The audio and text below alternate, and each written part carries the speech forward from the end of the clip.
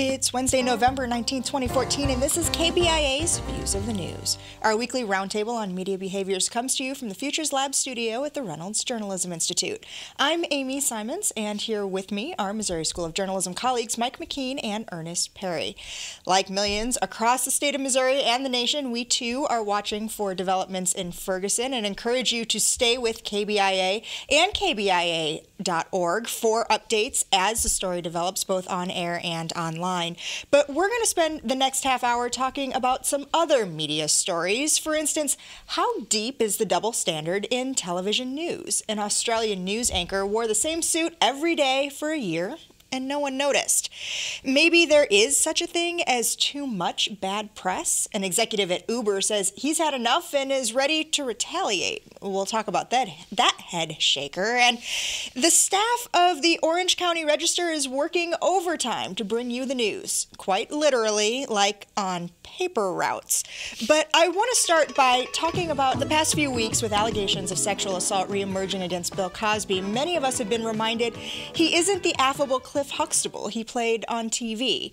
More than a dozen women have come forward accusing Cosby of raping them since the 1980s. Last week, Barbara Bowman wrote an op-ed published in the Washington Post detailing her experience. And while Bowman has done several national television interviews, since her piece has ran, Bill Cosby has done just one national interview, not on TV, but with NPR's Scott Simon. Here's an excerpt of that. This question gives me no pleasure, Mr. Cosby, but there have been serious allegations raised about you in recent days. You're shaking your head no. I'm in the news business. I have to ask the question. Do you have any response to those charges? Shaking your head no. There are people who love you who might like to hear from you about this. I want to give you the chance. All right. That was how the interview, which was about an African-American art donation Cosby and his wife Camilla made to the Smithsonian, had ended. The morning after, Simon appeared on CNN and talked about what it was like to pose these questions and to do it in front of Bill Cosby's wife. I have to tell you, when I asked that question of Mr. Cosby, I wanted to pointedly make it of Mr. Cosby and not Mr. and Mrs. Cosby, and therefore I pointedly looked at him. I did not look at Mrs. Cosby. I don't mind saying I might have been a little uncomfortable to do that anyway, but I did not look at her.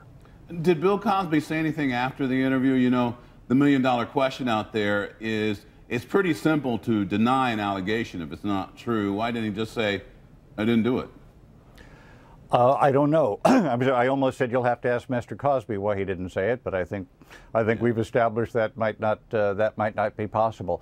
You know, anything that happened after the interview, I think I consider off the record, but I don't want to be dramatic about that. There was nothing sensational. There was nothing discourteous. We got out of there very quickly. I'm sure to everybody's mutual relief. Soon after that interview, Bill Cosby issued a statement through his attorney that he wouldn't be addressing or dignifying, in his words, any of these allegations or making any comment. Let me ask you, did Scott Simon do the right thing in his line of questioning? Oh, yes, I think he did the right thing. I mean, there's no way that he could not have asked that question. Having him on the air talking about another topic does not automatically mean that he can't address something that's out in the national media, out in the blogosphere, out in Twitter world. And what I find very interesting is that, you know, Cosby didn't say anything. That's unusual. Usually they'll say no comment or something like that. I mean, he didn't speak at all. So by not speaking at all, do you think he was trying to take advantage of the fact that this was a radio interview and he thought perhaps if he just shook his head that Scott Simon wouldn't have intuitively started saying you're shaking your head, that kicking into that narration and making the response clear? In fact, Scott Simon talked about that very point in the CNN interview. He said maybe he thought that we wouldn't use silence on the radio, and I thought Simon did a very good job of trying to illustrate what was really going on there. I mean, some people, I suppose, thought maybe he went too easy on Cosby because his wife was there or whatever, but I thought he handled it just right. He didn't have to say the word rape to make it clear to everybody exactly what he was talking about.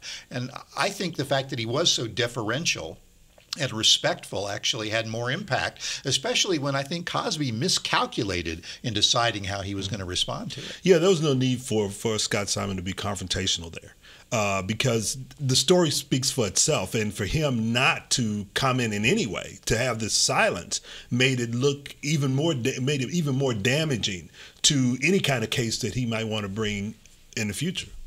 So one of the things we've seen in a lot of the coverage of this weekend interview, so separating the Cosby story from the story of this interview itself, were that a lot of the headlines had read that Scott Simon asked Cosby about the rape. That's not really what happened here, is it?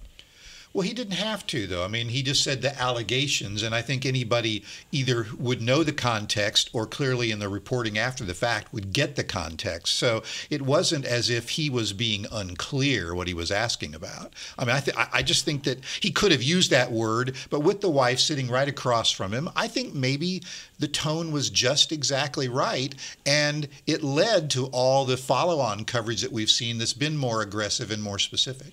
So tone in some of the other coverage of this story, bigger picture. One thing that unfortunately we don't have an audio clip for you to hear right now, Don Lemon, in an interview on CNN last night on Tuesday evening, interviewing another one of the accusers, asked a pretty pointed question that today has a lot of people critical of him. Mike, do you want to talk about what happened there?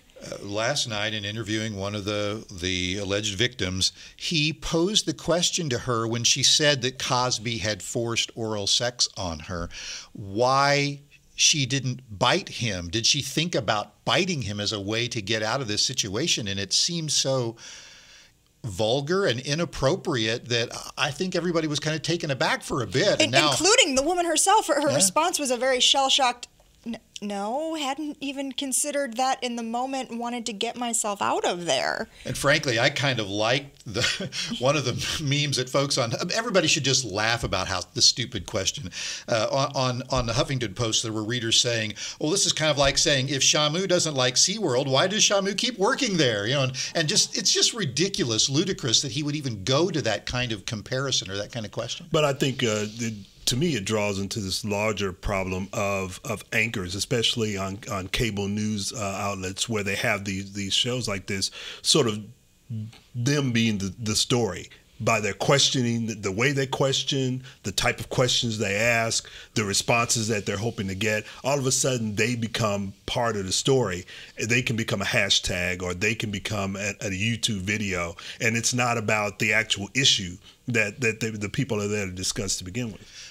I have to say I'm a little bit concerned. You're going to talk about double standards in another story here in a little bit, but I was also a little bit concerned about the double standard here because we've had, 14 women that have accused Cosby over the years of this, and this story really hasn't resonated much, and it certainly didn't get a lot of attention recently until another comedian, a man, Hannibal Buress, he is fabulously funny, and he's also an African-American man, but he called out Cosby in one of his routines. That went viral on the internet before the victim came forward and wrote about it in the Washington Post. So why did it take another comedian and a man to bring this out before people would take this seriously? Well, I was wondering the same thing, and so I started going back and just looking at all of the coverage that we've had about sexual assault on college campuses, in NFL, and all manners of public life in the last 6 months. And I think that this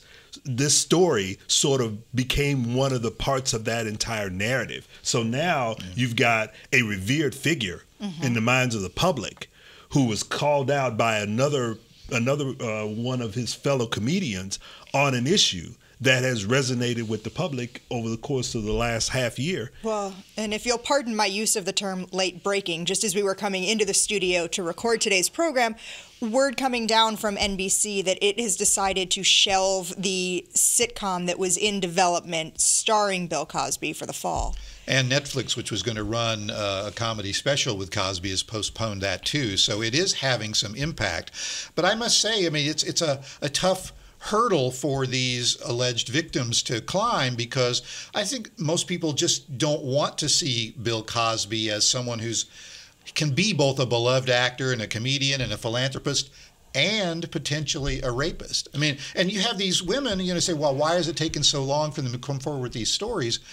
Look at the pedophile priest scandal in the Catholic Church. If you're victimized when you're young, it might take a really long time to be able to come to grips with that and find a way to communicate your pain effectively. Well, but I also think that the problem for the victims is how long is this story going to have legs? Mm-hmm. Because as we all know, because we've been in the media and we criticize the media, it can not have the legs that people think it has, and it will take a while for them to get whatever kind of justice is possible. And for a lot of these women, the statute of limitations is already passed. Statute of limitations is already passed, or there have been confidentiality agreements that have been signed that settlements have already been reached on the civil side. Yeah, and it's already having an impact on his legacy. Mm-hmm. But putting on my historian's cap, what is that going to mean after he's passed? Because we all know that there have been others who have had sort of great past, shady past, and then once history takes over, some of that negativity is sort of washed away, and the hero status sort of befalls on. And don't you think it says something about the fact that in the past, Cosby and others have been really good at managing the media and what gets said, and those strategies don't work today. No, they don't, and he's been very good at tamping this down. But I think with social media and what can happen when that gets out into the larger sphere, it's hard to control all of that, because you can try to control one aspect of it, but then something else pops up. Nice segue there. Wanted to actually talk next about a social media story and how we all use social media differently. Some of us, not at all. Some of us are on Twitter, and when I'm on Twitter, I'll follow just about anyone who will follow me within some pretty liberal limits, but I have to really know you to accept a Facebook friend request or an invite to connect on LinkedIn. Well, when media blogger Jim Romanesco was asked to connect with a reporter for Compare Camp via LinkedIn, he took the request seriously. Julia Trello's profile said she'd worked for the Washington Post and the Los Angeles Times. Another Care Camp reporter, Martin Glover, claimed to have worked at the Charlotte Observer. Romanesco started to do some sniffing around and found that not only did these people not work in those newsrooms, they didn't even exist. Let's start by asking, what is Compare Camp? Well, at least from the work that I've done in looking at this, it's basically a company that puts together a lot of information, gets its profits from advertising, and it literally makes up information. And now it's making up people, and it seems to be working. And it goes back to an adage that I talk to my students about all the time: is that you can't be lazy as a reporter, and you can't be lazy as a journalist. And the reason why this works is because newspapers, television, social media, others are just grabbing any kind of information and throwing it up without doing the verification and the work necessary to make sure that it's accurate and authentic. And I agree with that, and I would criticize folks like the Huffington Post and BuzzFeed and Wired Magazine. They all used infographics from this company without apparently doing the verification. But I have to say, there have been times when I get a request through LinkedIn, for example, to connect with somebody, and I don't know who they are. Well, do I know somebody who knows them, or do they say they have a University of Missouri connection or whatever? But sometimes it's just easier to say accept than it is to check it out. And so it's easy to see how this could have happened with these folks putting together what looks like a very respectable background on themselves. And what I find fascinating is that this company has made a lot of money by doing this off of advertisers. And just think about if you're someone who's trying to advertise your business, and you're doing it this way, and then this company is called out and you're connected to them, then that as another company who's advertising with them, you're going to get tainted by the same brush. Well, one of the things that I found to be most interesting about this, I found out about the story because I follow Jim Romanesco on Facebook myself, and a lot of this was sniffed out through crowdsourced reporting among his other journalist followers, reaching out, doing checks within human resources systems in different newsrooms, different companies, and doing Google image reverse searching to figure out those aren't real people, and even connecting some of those Google images to who the real people are. I mean, so it's possible to do those things, but I don't know that we do them often enough. I think it's just easier to let it slide as long as it kind of looks credible. Okay, well, you've likely seen a lot or heard a lot about the ride-sharing service Uber. It's been in operation for a handful of years now in big cities around the globe, and last month it started offering rides here in Columbia. Uber has gotten a lot of positive press for its ease of use, its cashless payment systems, but it's been criticized too for not ensuring the safety of drivers and passengers, and in some cases trying to skirt regulation like other livery services. Well, one of the company's senior executives suggested that it should hire people to do operation research on unfriendly journalists and make public details of their private lives. This story broke in, of all places, BuzzFeed, causing an awful lot of uproar. It was originally directed at a woman named Sarah Lacey with the site Pando Daily. What were her claims about? Well, she was basically criticizing Uber for being sexist, misogynistic, apparently running some campaign in France where they were talking about beautiful babe drivers picking you up. And apparently the CEO of the company has said some things that she at least takes to be very sexist in the past. She's been calling them out on that. And so here's this executive, you know, Emil Michael, saying, well, we ought to just look into her background. And he says it at a private invitation-only dinner party of bigwigs, including media folks. And the fact that he thought that he could get away with saying that in front of the editor-in-chief of BuzzFeed is amazing to me.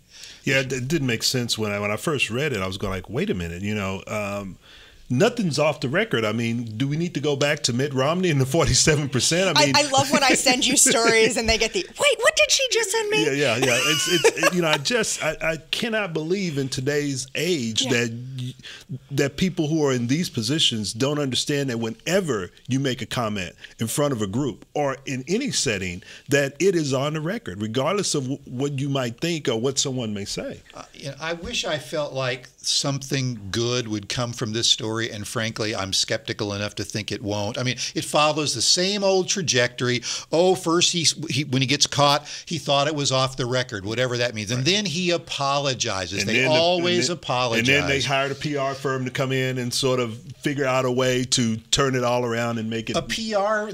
David Plouffe, the Obama campaign guru, is the guy that's trying to shape this company's message, and yet, is it going to make any difference at all? There was a really interesting quote in Bloomberg, you know, the business publication. One of their columnists was saying, not going to hurt Uber at all because these venture capital firms that invest in them, to give them all their money, they just don't care about public perception as long as they think that there is going to be a profit and that there's going to be an exit for them. So what? Who cares? But here's what I think the problem for Uber is going to be. Just this week, the city of Columbia has basically said that they can't operate until they live up to the agreements that they've made, and the same standards. The same standards for as taxi insurance cabs, and insurance, safety, permits, the whole 9 yards. And Uber is basically saying, well, we don't think that this is right. We're going to fight it. We're not going to abide by it. Well, I think that the city of Columbia has some legs to stand on, because if everyone else who is doing pretty much the same kind of service that Uber is doing is living up to these standards, I don't see why Uber shouldn't do the same thing. I'll tell you what I think is really disingenuous and dangerous about this story, because of course the company denied, and Emil Michael denied, that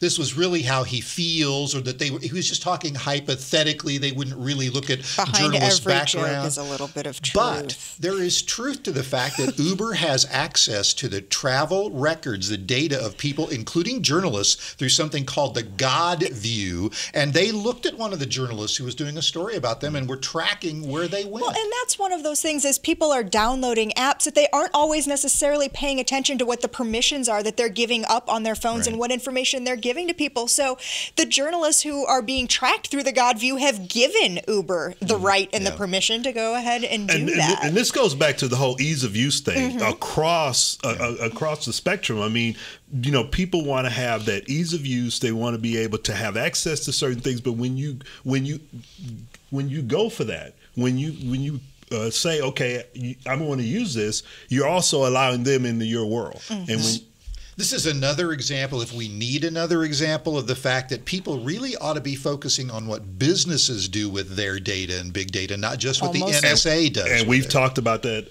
a lot. Just this semester, we've talked a lot about that. And I'll tell you, Uber could care less. I've used Uber before. I've had the app on my phone for a while. I'm not using it anymore. Okay. Well, I haven't had a chance to tell you guys, you're looking pretty good today. Quite dapper. Yeah. Okay, well. Every week you should say. Well, then I will start doing that. Some of our loyal KBIA radio listeners might not realize we also produce this show for television to run on Cat TV and Mediacom, and we post the video each week on kbia.org. That means we all should also make a point usually to try and look nice, and that means on Wednesdays I tend to get a little dressier than you might see me around the office on other days. I make a point to put in my contact lenses, put on a bit more time and attention into my hair and makeup, and if you're in the studio with us right now, you can probably smell the hairspray. My colleagues across the table, maybe not so much, which brings us to an interesting issue, the double standard that applies in TV news. Women are expected to be fashion plates, always in a new outfit at the cutting edge of trends. Men, put them in a dark suit and a tie, or maybe these days, maybe no tie, and they're good to go. Well, Karl Stefanovic, the anchor of Australia's Today Show, wanted to see if anyone would notice if he wore the same knockoff Burberry suit every day for a year. No one did. Meanwhile, if his co-host wore the same outfit more than once in a week, she got critical emails and calls from viewers. Some people have called it sexism and reverse sexism and whatnot, or whatever it is. I don't know whether it's that, because can sexism be mainly women judging other women? And I think in this situation, for women on TV, it's mainly women judging women and what they wear. So is that sexism, is my question. Oh, now you're making my head hurt. I would have to say for the emails that I've had over the years that I've been in this job, most of them have been from women. And I don't know how we've kind of got into that space where it leans towards a lack of support, although I would say the majority of women are really, really encouraging. I get a lot of really good stuff, but when I get criticism, more often than not, it's from women. So what does that mean? I don't know. I could write a thesis on it if you really asked me to. You know, maybe there is a thesis to be done on that. The Australian feminist community is applauding Stefanovic's move. I have to say, I am too. Yeah, I think it was a good study. I mean, it was, you know, I guess it just popped in his mind, at least from reading the stories. It just said, hey, you know, I'm tired of hearing my co-anchor, who I work with and respect, get ridiculed week in and week out because of something she wore or something she may have said and that sort of thing. So I'm going to just see what happens when I just wear the same suit over and over again. Yeah, I mean, good on him. I mean, there's all this talk about it, maybe be a thesis, and we always take these things it probably already has been a so thesis, seriously, and some people just accused him of, you know, maybe a publicity stunt. But I think the way that Aussies approach this thing with some good humor actually allows us to have an intelligent conversation about it without getting the temperature level up so high. On the other hand, I think I'm skeptical enough to think this isn't going to make any difference. I'm with you on that, Mike. I mean, if you look at this story, so CNN did a big takeout on it. NBC did a big takeout on their Today Show site. You want to know what was being promoted right alongside the website of these stories? Chelsea Handler Instagrams another nude pic. More Kardashian controversy from butts to the KKK. 13 beauty mistakes that turn men off. Melissa McCarthy reveals a new slimmed down look. All this same kind of stuff is being promoted on the same sites that are doing these serious stories about whether there's sexism on television. Yeah, I mean, to me, that's part of the problem, is that we sort of focus in on the one story, but we don't look at the larger issue. Bigger picture and we talk about that here all the time. I mean, I remember maybe it was about, I want to say 10 or 15 years ago, where this issue did have legs, and they were talking about it on television, and news directors were really trying to work on that issue, and then all of a sudden, boom, it just went away. Don't know what caused it to go away, and now here we are talking about it again, and I don't think that this time we're going to have a lasting conversation about it because of some of the things that you just said. Well, and they admitted on their conversation on Australian TV that a lot of the complaints that the female anchors get about their dress come from other women. So I'm not sure what you can do about that. And that's one of those things we see again and again. Women tend to be harder on other women. Before we go, Reporters are working overtime at the Orange County Register to bring readers the news. And I mean that quite literally now that management is asking newsroom employees to take on paper routes. The Register has had a bit of an issue as of late with its distributor, and some routes have gone uncovered. So it's now offering reporters $150 in Visa gift cards for each route they take on. Back in the day when I first started working for the Chicago Sun-Times and later the Chicago Tribune, the big joke was, oh, you got a job there? Where's your paper route? But this isn't a joke. No, this is pretty serious. I mean, first thing that popped into my mind was the amount of the gift card. And then looking at, they were asking them, okay, you're going to either have a 3-hour shift or a 6-hour shift. And I'm like, wait a minute, for a gift card? And who's paying for the gas? That gift card could be going straight for the gas. Exactly. I was thinking the same thing too. But this really speaks to where is newspapers going? What's happening here? And it points to Freedom Communication. And I remember we had a brief discussion about this when Freedom Communications bought the Orange County Register and other papers, because it has had a history of having financial problems. Why would it go into this? And now they're in bankruptcy and the judge isn't approving it, and they can't keep up their contracts. I mean, this is just things that we've been talking about for a while now. Am I the only one that thinks it's a little unseemly for the Los Angeles Times, which was delivering the Orange County Register, sort of taking, great glee in the fact that they weren't doing it anymore because Freedom folks couldn't afford to pay their bills? And I can see why this is a good story. It's too hard to pass up to talk about these journals having to do paper routes. It is kind of desperate. But I also would say it's not a permanent situation. And I think it's kind of interesting that reporters' first reaction is kind of like our reaction, like, oh, I can't believe they're making journalists do paper routes. Well, they're also asking all the other staff at the paper to please do something while they figure this out. And so are we just too important, too pompous, too elite that we can't help out our employer for a few weeks to help deliver the paper if it will preserve the company and maybe preserve our jobs? I think maybe they could do that. Well, I agree with you on that point. The problem I have with this is that, I think Freedom, the executives in Orange County should have went to them early on and said, hey, we see something happening here. We see some problems, and not send it out in a memo.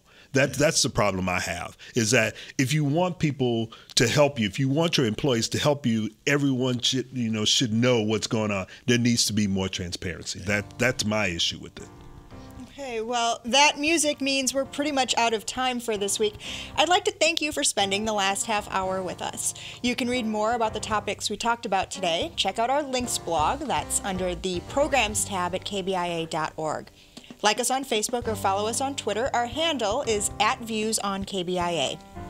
These are all great ways to watch and listen to our program again, leave us comments or questions, and find out what we'll be talking about next time. Speaking of next time, we're going to be taking off Thanksgiving week, but invite you to tune in for an encore presentation of our discussion from a few weeks ago about online comments. Our thanks to our technical team, Travis McMillan, Austin Federa, Pat Akers, and Maya Jackson, and to our associate producers, Kendrisa Cockrell and Hope Kerwin. I'm Amy Simons for Mike McKean and Ernest Perry. Have a good evening.